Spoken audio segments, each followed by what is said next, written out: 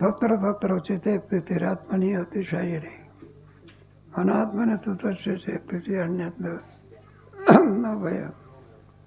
तत्र तत्र प्रीती आत्मनो आणि नितिशायीने ज्या ज्या वेळेला जसा जसा योग येईल त्या त्या वेळेला आणखी ती प्रीती तशी विभागली जात असते. तत्र तत्र उचिते प्रीती तिच्यामध्ये ते उदाहरण कल्पना करा. ऐकलेलं आहे पण उदाहरण 3 आत्मे सांगितले ना. एक गौण आत्मा, दुसरा तिसरा मुख्य आत्मा. गौण आत्मा कोणाला म्हणायचा भेद असून भेद दिसत असून सुद्धा अभिमान त्याला काय म्हणायचं देवदत्त सिंह आहे. काय आता देवदत्त सिंह आहे असं जर म्हटलं तर भेद दिसतो ना. मग देवदत्ताला काय शेपटी आहे का? मग कोणत्या अर्थाने म्हटलं का थोडेफार शिव गुण चांगले असेल तर सिंह आणि देवदत्त याच्यामध्ये काय दिसतो? मग कोणता आत्मा म्हणायचा?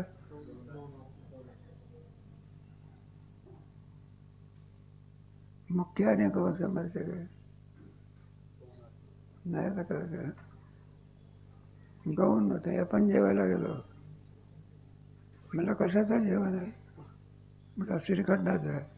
श्रीखंड कोण झाला? बटाट्याची भाजी. असली काय आणि मुख्य कोण आहे? तो प्रधान कोण? त्याला गौर म्हणायचं आणि मुख्य म्हणायचं. बरं मिथ्यात्मा भेद दिसत नाही पण आहे.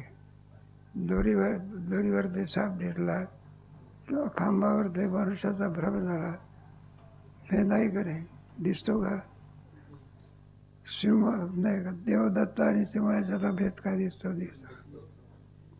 दोरी खांबावर ते आणि पुरुषाचा भ्रम होत असतो. भेद आहे पण काय होत नाही.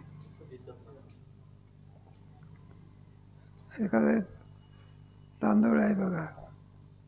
तांदळामध्ये आणखी खडे जर असले तर भेद दिसतो की नाही? प्रत्यक्ष भेद काय दिसतो? दुधामध्ये काय टाकलं भेद दिसतो का? भेद दिसतो का? भेद नाही. पाणी काय होऊ शकत नाही. दूध काय होत नाही. भेद आहे का नाही? पण दिसतो का आपल्याला? कोणता म्हणायचा? अरे मिथ्यात्मा काय म्हणायचं? भेद असून प्रतीतीला येत नाही त्याला मिथ्यात्मा म्हणायचा. प्रत्यक्ष भेद प्रतीतीला येतो गौणात्मा म्हणायचा. आणि भेदही नाही पण काय होत नाही. कोणता आत्मा? आत्म्यामध्ये भेद आहे का? वेदांत शास्त्रामध्ये आत्मे एक आहे का अनेक आहे? आहे का? त्याच्यामध्ये भेद आहे का? सकट सजाती आहे विजाती आहे. हा लहान आंबा आहे मोठा आंबा आहे त्याच्या आकारावरून त्याच्यात भेद आहे. पण एकदा आंब्याचा रस झाल्यानंतर रसामध्ये भेद आहे का? मग काय आहे त्याच्यामध्ये? अभेद आहे. तसं मुख्य आत्म्याच्या ठिकाणी कोणताही भेद नाही. म्हणून आत्मस्वरूपाला कोणता भेद करायचा? मुख्य आत्मा. एक गौण आत्मा, मिथ्यात्मा, तिसरा कोणता?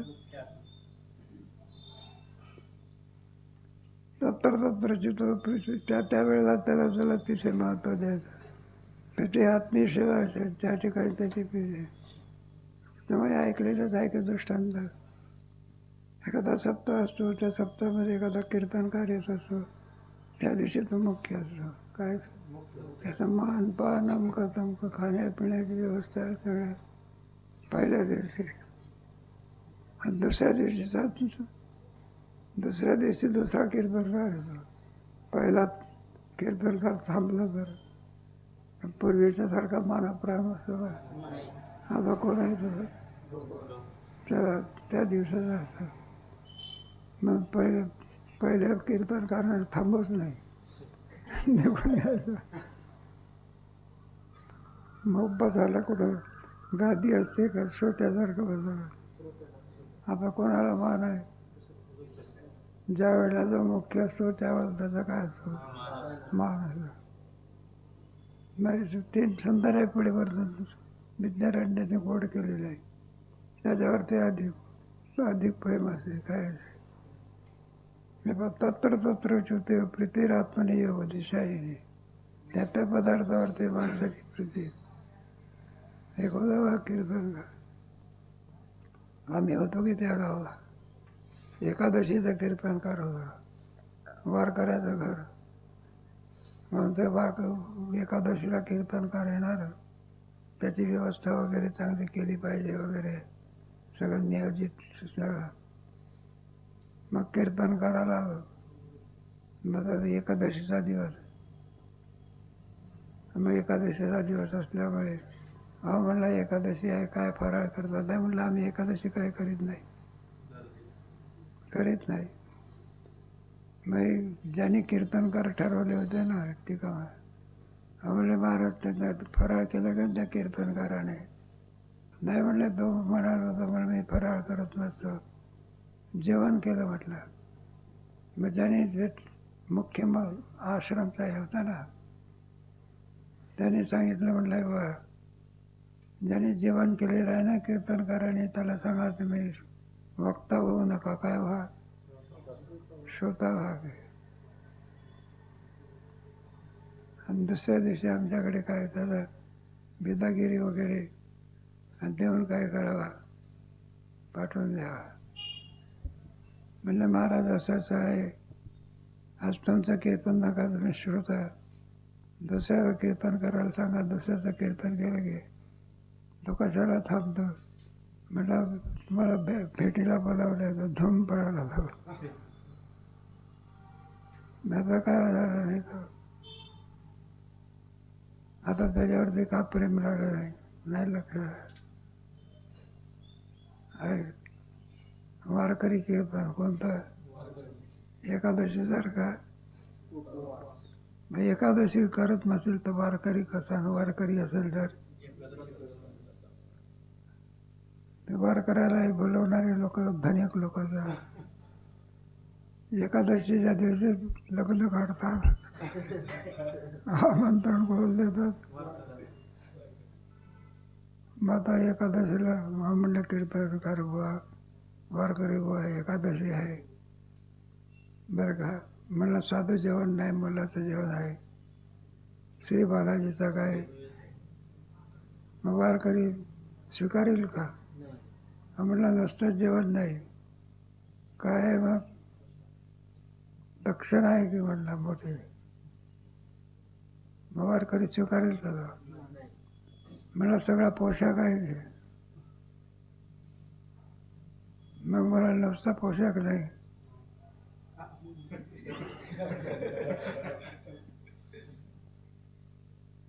नाही का लक्ष. मग वारकरी आलं का लक्षात, एकादशीच्या दिवशी जेवण स्वीकारेल का? आणि जेवत असेल तर वारकरी कसा, आणि वारकरी असेल तर कशा करता सांगितलं. जो ज्या दिवशी असतो त्या दिवशी त्याच्या ठिकाणी प्रियता असते, तो गौण शेष होत असतो, काय होत असतो, बाकी शेष होत असतो. मग ज्या दिवशी त्याचं कीर्तन काय तर त्या दिवशी शेष आहे, दुसऱ्या दिवशी काय आता गौड झाला, तो काय झाला. म्हणजे कीर्तनकारी सुद्धा हुशार असतात की रात्रीच म्हणत असता कीर्तन संपलं जायचं.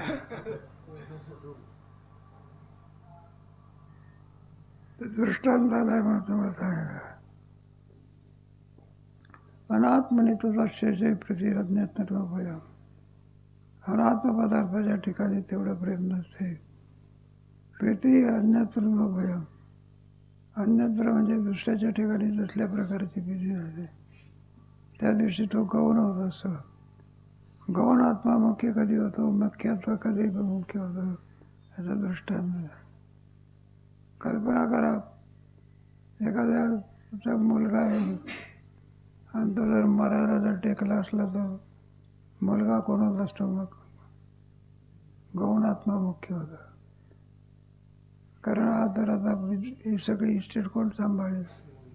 हा तर कोणत्या मार्गाला लागला? मरणाच्या मार्गाला लागला. मग इस्टेट सांभाळण्याकरता मुलगा कोण होत असतो? मुख्य. आतापर्यंत काय होता? गौण. आता काय झाला? मुख्य झाला. बरं, कल्पना करा की याला आजार झालेला आहे. काय झालेला आहे? मग औषध घेण्याकरता मुलाला सांगतो का?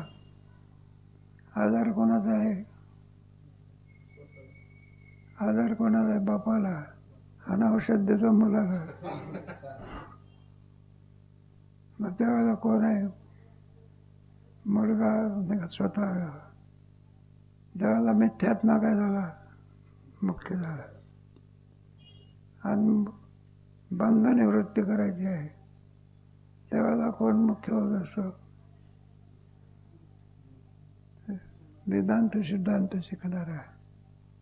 ज्या ज्या वेळेला जो जो असतो त्या त्यावेळेला त्याला गौणात्म प्राप्त होतं आणि त्या त्यावेळेला त्याला मुख्यत्व काय प्राप्त होत असते. एक कीर्तनकार होतो, म्हणले का आम्ही केवढा मृदंग वाजवतो, केवढा चाली म्हणतो, फुकट आम्हाला लोक काय करीना, नमस्कार करीना, बिचारा सुद्धा नाही. साधा म्हणला 2 वर्ष शिकलेला आणि लोक किती पाया पडण्याची काय लागते, रांग लागते, काही नाही. 2च वर्ष कुठं होता तरी कीर्तनकाराच्या पाया लागायची काय लागली. म्हणलं एवढा मोठा आम्ही आपले मृदंग शिकलो, काय शिकलो, काय शिकलो. मग आम्ही सांगितलं, म्हणलं मुख्य कोण आहे? कारण कीर्तनामध्ये काय गायन ऐकायला लोक येतात, सांगा मृदंग ऐकायला येतात का? मग कशाला येतात? बरं, तुम्हाला एवढा मान पाहिजे का तुम्हाला? मग आम्ही त्यांना सांगितलं, म्हटलं 4 वर्ष नाही, 2 वर्ष कुठं काढा, म्हणजे लोक तुम्हाला काय करतील? ज्या ज्या वेळेला जो जो उचित असतो त्या त्याच वेळेला तो उचित असतो. अनात्मने तो तस्मै संप्रीतिरात्मने न भयम. मग त्यावेळेला 2 आणि नसून मिथ्या आत्म्यावरती आणि मुख्य आत्म्यावरती प्रेम नसून गौण आत्म्यावरती काय असते? प्रेम असते. मुलगा कोण आत्मा आहे? गौण आत्मा आहे. मला सांभाळण्याकरता प्रेम कोणावरत असते? गौण आत्मा.